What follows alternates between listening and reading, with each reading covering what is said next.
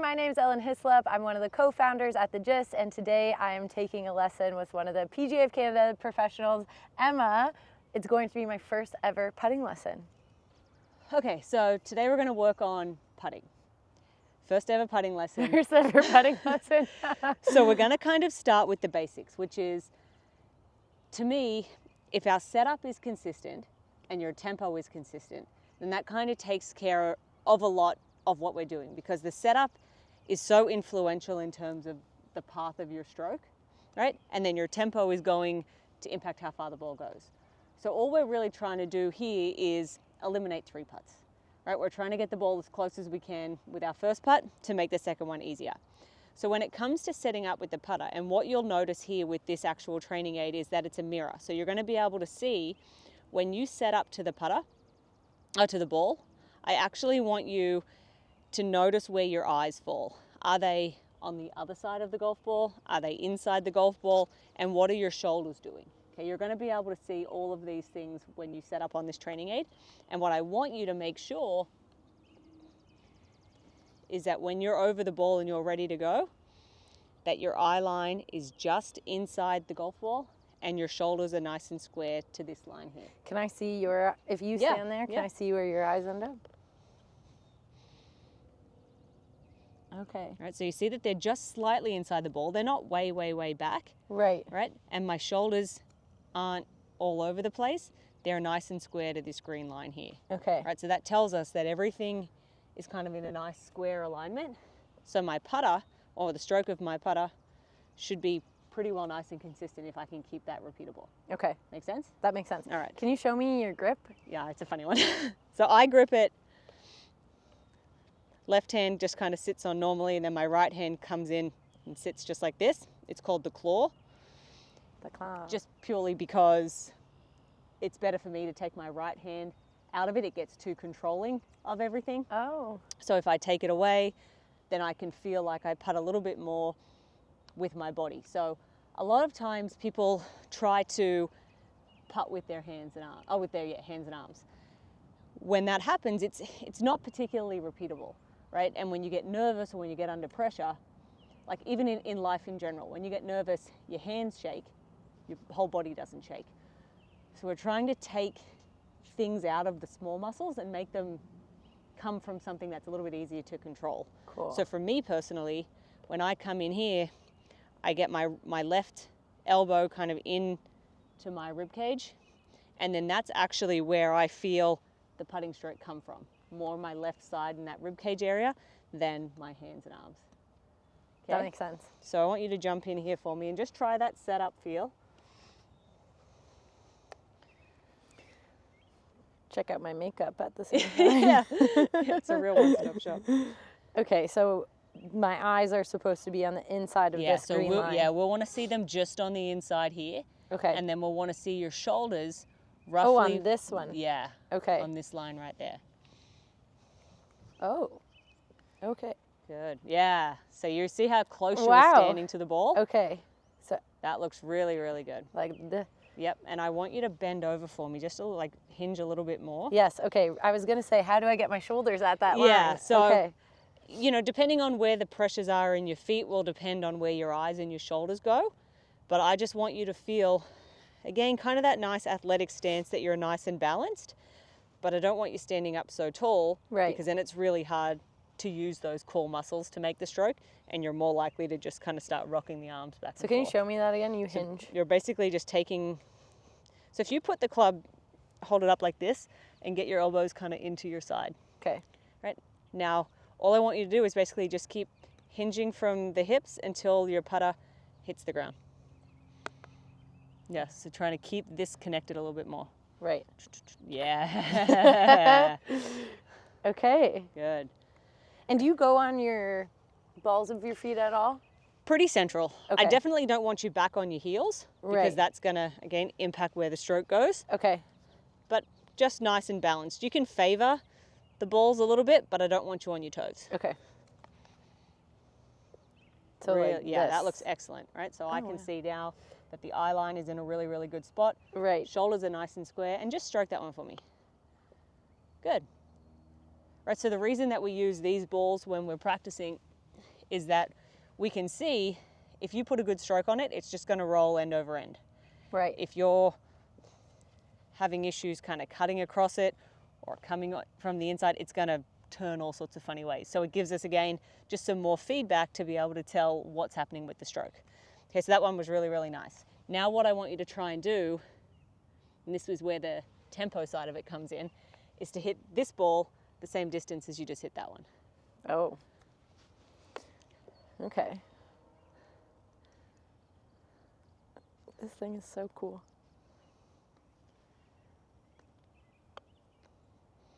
Good, good stroke. Hey! There we go. Really good. One more for me.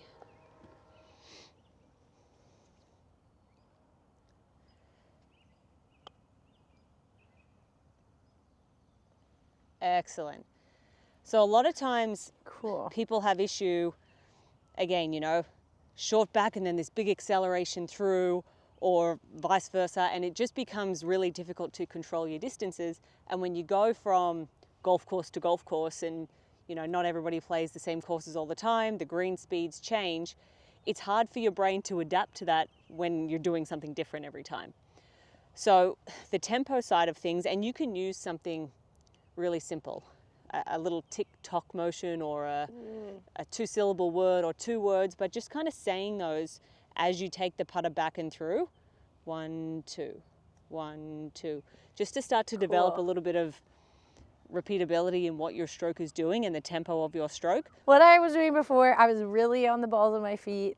I definitely think I was too stuck in here. Yep. And I was standing up Really a lot tall. more. Yeah. So I like this because I can see the hip hinge really helps. And I feel like seeing where my eyes are in comparison to my shoulders Yeah. helps the pendulum swing more naturally. Perfect.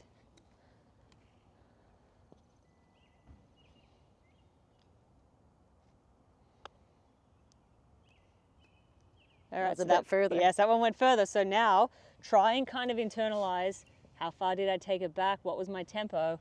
Let's see if you can repeat that motion. I feel like this is a piano lesson. Yeah, that's it. Golf, so relatable to everyday life. So relatable. Good. Not quite, but oh yeah, Pretty good. pretty good.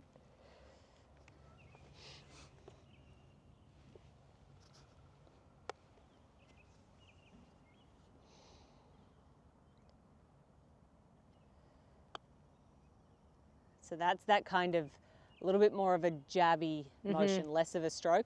So just like we talked about with your chipping, we never want the putter to outrace your body. Right. Right? We want to keep the actual chest, hands all working as one unit, because that way, again, if I just kind of rock my body back and forth, it's a really repeatable motion, then this kind of a look. Right? So that last one was just a little bit kind of jabbier through the ball versus that nice 1, 2 motion. So if this is where your ball was on the green, what would be your... What would I do? What would be your process? I would step back, see where the hole is, assess the green around it. Yeah. So is there any slope? Yeah. This is a little bit uphill. Yeah. So maybe you would have to hit it a little bit harder.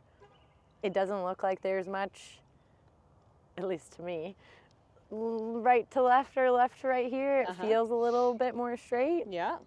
And then I know that the pros walk around the hole sometimes and do the whole thing and check everything out. Right? I don't do that. Nope, that's fine. And then I would just approach the ball. Okay, do you use a line to Yes, line your I putter? would. Yeah, exactly. Okay. I would use a line. So I want you to do that for me. I want you to line this one up where you Okay. think it's going to break or not break, or... I don't think it will. That's what I would do. Good. So I personally think it's going to break a little bit to the left. Okay. Where you have it there is dead straight, so we'll see who's right, you or me. So we will see. I want you to putt that one for me now. Okay. Let's just see if we can get the ball rolling end over Now I'm end. like, okay, where do I need to do this? Okay. Just commit to your line.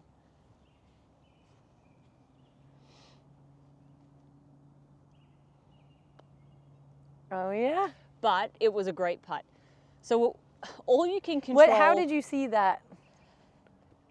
So if you sort of look at the green as a whole, the right side is higher than the left side. And we saw even, you know, through some chipping that things tended to roll this way.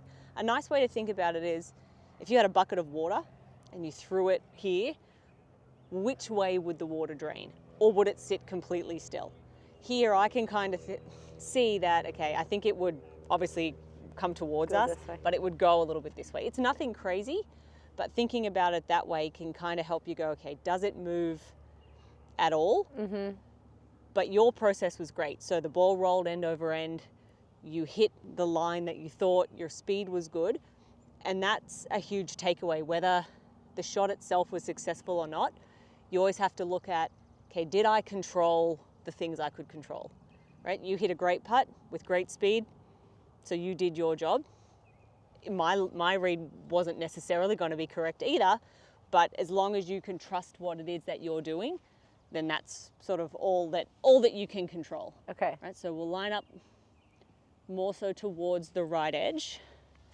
Am I taking this? Yep. You take this. Okay. You take it. I see.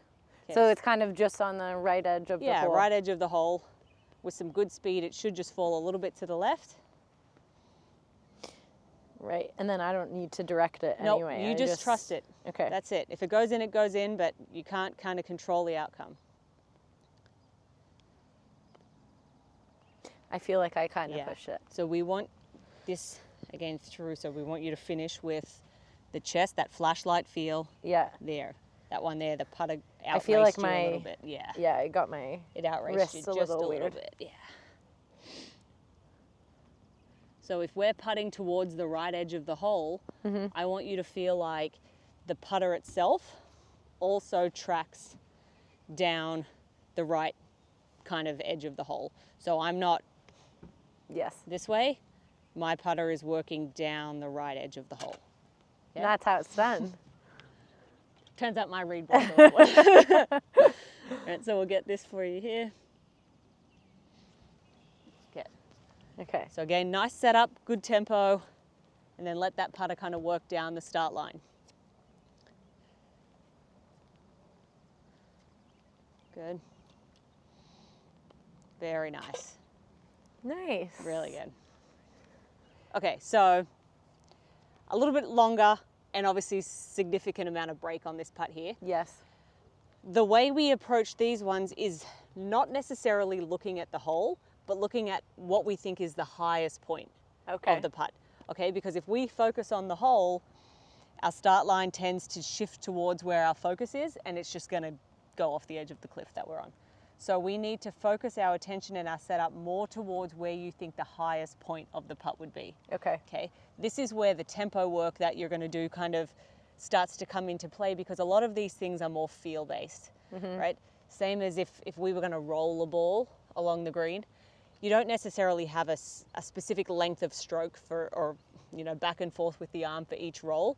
But, you know, if I move further away or closer, you would just sort of start to feel, because the tempo of your hand motion is consistent, how far back and through you needed to take it. That's why tempo becomes so important. But for this one here, you know, I'm thinking that we've got to start it.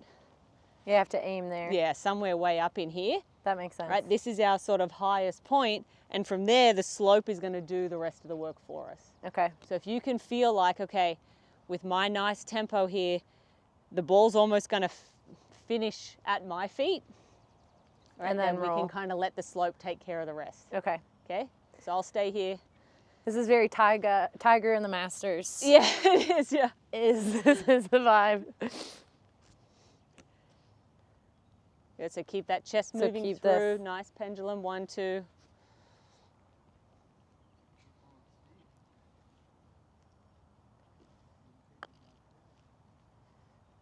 Good. Nice. So a little bit more heat. Yeah, a little bit more heat and maybe not even quite as much break. Right, I thought it was going to take it a little bit more.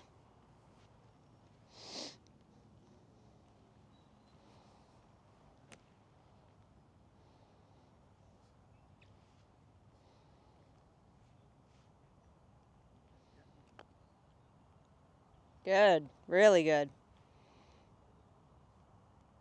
Nice. Thanks to Emma, I am now a putting pro, and you can find a pro of your own. There's over 4,000 across Canada by visiting pgaofcanada.com. It was so much fun helping Ellen with her game. I can help you with your game. You can find me at Emma de Groot Golf on Instagram or head to the pgaofcanada.com website to find a pro near you.